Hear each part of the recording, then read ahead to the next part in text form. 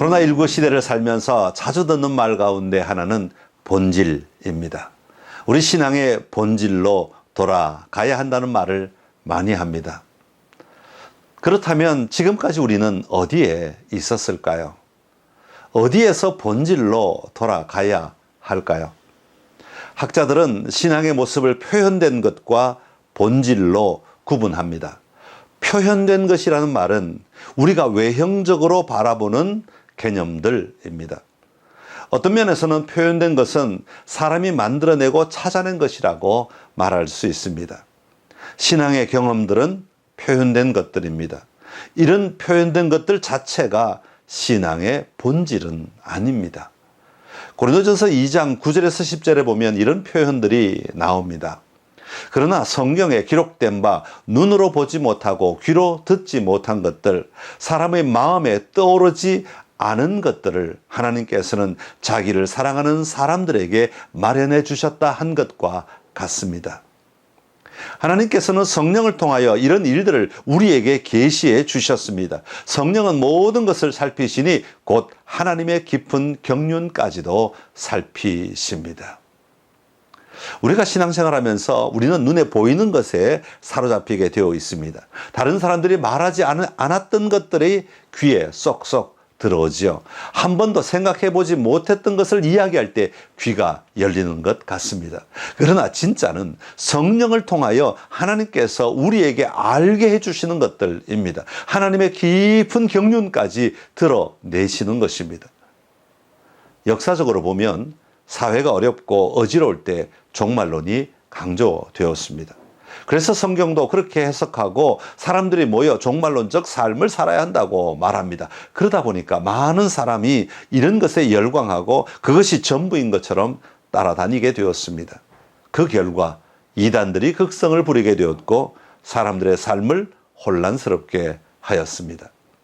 나라가 가난하게 살고 경제적으로 어려울 때는 하나님께서 주시는 축복에 많은 관심을 가졌습니다. 하나님이 주시는 축복은 가난한 사람이 부자로 사는 것입니다. 이것은 영적인 것을 말하는 것이 아니라 경제적인 부를 말합니다. 그래서 이런 모습을 보면서 하나님이 축복하셨다, 하나님이 일하신다, 하나님이 역사하신다는 말을 사용하였던 것입니다. 이런 것들이 바로 표현된 것들입니다. 그러니까 그동안 우리는 우리의 눈에 보이는 것으로 표현되는 것에 집중하며 살았습니다. 그러나 우리가 신앙생활을 한다고 하면서도 우리의 신앙 속에서 하나님의 본질을 발견하지 못하면 외형적으로 표현되는 이 모든 것들이 우리 신앙의 전부라고 말하게 됩니다. 결국 외형적으로 표현되는 것들로 인해 참된 하나님을 만나지 못하고 누리지 못하게 됩니다.